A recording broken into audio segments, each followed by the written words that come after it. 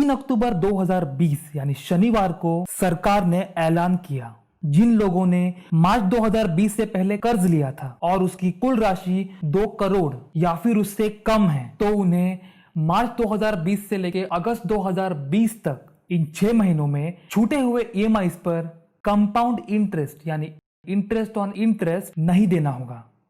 मार्च 2020 से लेके अगस्त 2020 तक इन 6 महीनों में अगर कोई अपने लोन ईएमआई का भुगतान कर सकता है तो जरूर करे, लेकिन कोरोना महामारी के चलते अगर कोई मुश्किलातों का सामना कर रहा है, उसकी वजह से इन लोन ईएमआई का भुगतान नहीं कर पा रहा है, तो सरकार और आरबीआई के ओर से इन 6 महीनों के लिए ईएमआई का भुगतान ना करने की छूट दे दी गई थी। लेकिन बाकायदा इन 6 महीनों के बाद इन छूटे हुए ईएमआई का भुगतान करना पड़ेगा। फिर यहां पर एक नया सवाल खड़ा हुआ कि जो लोग वक्त पर अपने लोन ईएमआई का भुगतान कर रहे हैं, उन्होंने ऐसा क्यों करना चाहिए? ये मामला और पेचीदा ना बने, इसलिए आरबीआई ने जो लोग इन 6 महीनों में अपने ईएमआई का भुगतान नहीं करेंगे, उन्हें उन 6 महीनों के ईएमआई पर इंटरेस्ट ऑन इंटरेस्ट यानी कंपाउंड इंटरेस्ट का भुगतान करना पड़ेगा, इस शर्त को सामने रखा। तो ये इंटरेस्ट ऑन इंटरेस्ट है क्या? समझ लीजिए कि आपका लोन आउटस्टैंडिंग 1000 रुपए है और इस पर आपको 10% इंटरेस्ट देना है, तो आपको 6 महीने के हिसाब से 50 रुपए इंटरेस्ट देना होगा।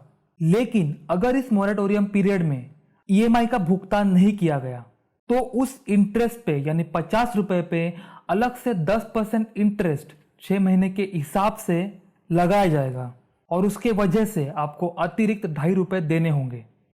लेकिन आपको यहाँ पे यह फायदा होगा कि लगातार 6 महीनों तक लोन ईएमआई का भुगतान ना करने के बावजूद आपका अकाउंट डिफॉल्ट नहीं होगा। जब भी लगातार 3 महीनों तक ईएमआई नहीं दी जाती, तब वो अकाउंट एनपीए यानी नॉन परफॉर्मिंग एसेट में तब्दील हो जाता है। लेकिन इस योजना के अंतर्गत आपको एनपीए का सामना नहीं करना पड़ेगा, यहां तक कि सिबिल स्कोर भी प्रभावित नहीं होगा। अगस्त महीना खत्म होने के बाद कई पिटिशंस डाले गए। कई लोगों का इसमें कहना था कि इंटरेस्ट ऑन इंटरेस्ट लगाकर सामान्य जनता को पिनलाइज किया जा रहा है। कई लोगों का यह कहना था कि जो ईएमआई हमने 6 महीनों तक नहीं भरे हैं, उसे पूरी तरह से हटा देना चाहिए। हमारा बैंकिंग सेक्टर इस तरह काम करता है, जो पैसे इसमें डिपॉजिट होते हैं वो किसी और सेक्टर में इन्वेस्ट किए जाते हैं, लोन दिए जाते हैं और इसी लोन के इंटरेस्ट पर बैंक अपना मुनाफा कमाती है। पहले ही कोरोना महामारी के चलते अपनी भारतीय अर्थव्यवस्था बड़े मुश्किल हालातों से, मुश्किल दौर से गुजर रही है और आरबीआई द्वारा लिए गए 6 महीने के मोरेटोरियम पीरियड के इस फैसले ने भारतीय अर्थव्यवस्था के ऐतिहासिक 23.9% की गिरावट झेलने में एक महत्वपूर्ण भूमिका निभाई। अगर इस 6 महीने के हर एक प्रकार के लोन इंटरेस्ट को हटाया जाता, तो उससे भारतीय अर्थव्यवस्था को 6 लाख करोड़ तक का नुकसान उठाना पड़ता और उससे हमारे बैंकिंग सेक्टर की कमर टूट जाती।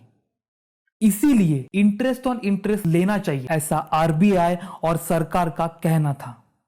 इन सारी दलीलों पर सुप्रीम कोर्ट का एक कहना था, इस तरह पूरी तरह से ईएमआई को हटाना मुमकिन नहीं, जिससे कि भारतीय अर्थव्यवस्था को काफी नुकसान उठाना पड़ सकता है।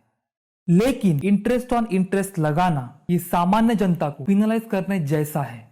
इसीलिए सुप्रीम कोर्ट ने सितंबर में आरबीआई और सरकार को 2 हफ्ते का वक्त दिया ताकि वो एक ठोस प्रपोजल को सामने रख सके।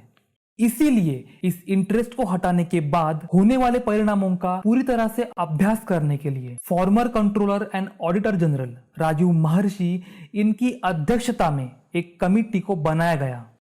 इस कमिटी ने अपने रिपोर्ट में इंटरेस्ट ऑन इंटरेस्ट को हटाने की मांग की और सरकार ने उनके इस मांग को पूरा करते हुए जिन लोगों का कर्ज 2 करोड़ या फिर उससे कम है, उन्हें इंटरेस्ट ऑन इंटरेस्ट पे छूट देने का निर्णय लिया और उसी तरह उन ईएमआई को सिंपल इंटरेस्ट के हिसाब से प्रिंसिपल में जोड़ा जाएगा और उसी हिसाब से लोन रिपेमेंट के वक्त में भी तब्दीली की जाएगी ताकि लोगों के ऊपर उसका भार ना पड़े।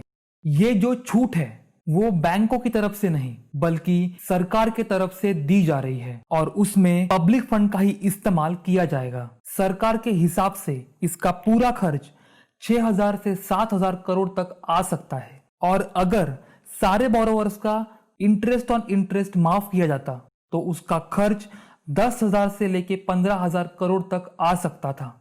और सरकार का यह भी कहना है कि इसके वजह से कोरोना महामारी से लड़ने के लिए जो कमिटमेंट दिए गए हैं वो भी प्रभावित हो सकते हैं।